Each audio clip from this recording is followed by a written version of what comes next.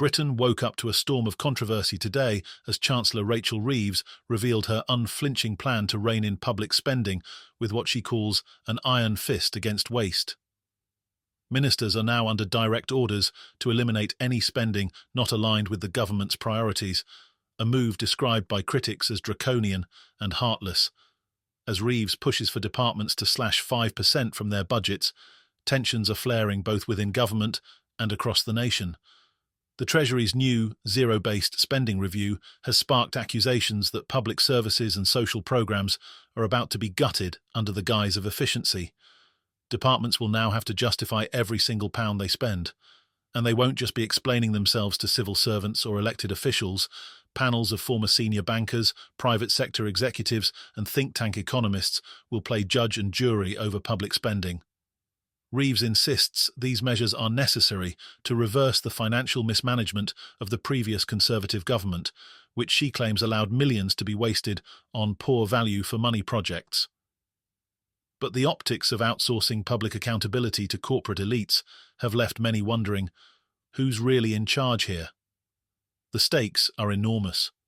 Reeves and Prime Minister Keir Starmer have tied their credibility to 6 ambitious milestones they hope to achieve before the next election, including the construction of 1.5 million homes and reducing NHS wait times to under 18 weeks for 92% of patients. Achieving these goals while slashing budgets seems almost impossible, leading critics to accuse the Labour leadership of over-promising and under-delivering. One particularly contentious example of waste flagged by the Treasury is a £6.5 million programme that placed social workers in schools, a scheme now set for the chopping block. An evaluation reportedly found no evidence of positive outcomes in social care, but its removal raises broader questions about what other vital services might be deemed expendable. Education unions and child welfare advocates have already expressed outrage, arguing that such programs are lifelines for vulnerable children. While the government tightens the belt at home, it has found itself embroiled in an international controversy involving Syrian refugees and a contentious £11 million humanitarian aid package. The fallout from this decision has been immediate and explosive.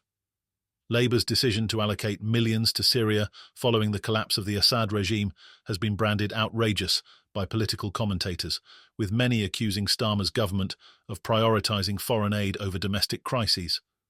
One of the loudest voices of dissent has been Peter Ford, Britain's former ambassador to Syria, who delivered a bombshell interview that has left the public divided.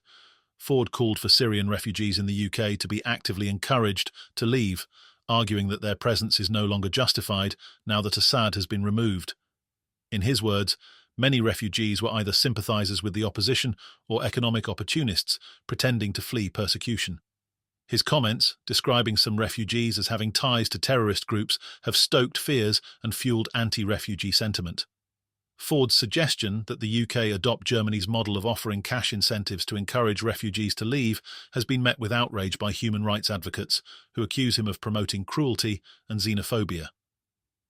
The timing of Ford's comments couldn't have been worse for Starmer, whose government is already under fire for pausing asylum decisions for Syrians while the Home Office reassesses the situation in the war-torn country.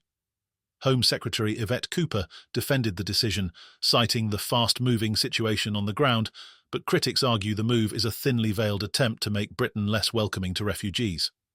Ford's proposal to use nudging tactics to discourage refugees from staying has only added fuel to this fire, raising questions about the UK's commitment to humanitarian values. Matthew Goodwin, a prominent political commentator, has taken the criticism even further, slamming the humanitarian aid package as a slap in the face to struggling Britons. You can take money off pensioners, you can cut vital services, but somehow there's always £11 million for a foreign country, he fumed. His remarks have resonated with a segment of the public that is growing increasingly frustrated with what they see as misplaced priorities.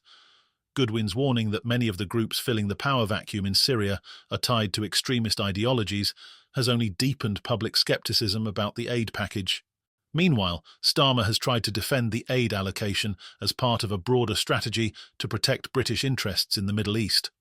Speaking from Riyadh, Saudi Arabia, he argued that what happens in the Middle East matters at home, emphasizing the importance of resilient supply chains and regional stability. but the message has failed to land with a public more concerned about the cost of living crisis and the prospect of more cuts to essential services. Critics on the left and right are piling on. Shadow Treasury Minister Richard Fuller accused Reeves of pandering to Labour's union allies with inflation-busting pay raises, while ignoring much-needed reforms to public sector productivity. On the other side, Liberal Democrat Treasury spokesperson Daisy Cooper warned that cuts to social care would be a false economy that would end up costing more in the long run. She argued that billions could be saved in NHS budgets by properly investing in social care, a point that seems to have fallen on deaf ears in the Treasury. For many Britons, this confluence of crises feels all too familiar. After 13 years of Conservative austerity, the prospect of more cuts under a Labour government feels like a betrayal of the promises made during the last election. Reeves and Starmer campaigned on a platform of change, but their actions so far have left even their supporters questioning whether that change is for the better. The sight of panels of ex-bankers deciding the fate of public spending has only fueled accusations that Labour has lost touch with its working-class roots. The optics of these decisions are devastating.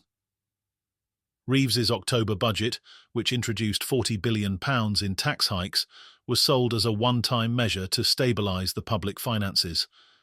But with this new wave of austerity, many are questioning whether the pain was really a one-off. Starmer's comments last week, suggesting that unforeseen circumstances could force further adjustments, have done little to reassure a wary public. The spectre of past crises, from COVID-19 to the war in Ukraine, looms large, underscoring how quickly government plans can unravel in the face of global events. At the heart of this turmoil lies a fundamental question: what kind of nation does Britain want to be?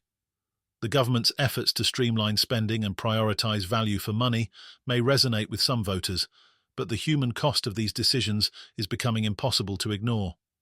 As departments scramble to meet the 5% cuts and justify every line item, the ripple effects are already being felt in schools, hospitals, and social care programmes across the country. The controversy surrounding Syrian refugees only adds another layer of complexity to this unfolding drama.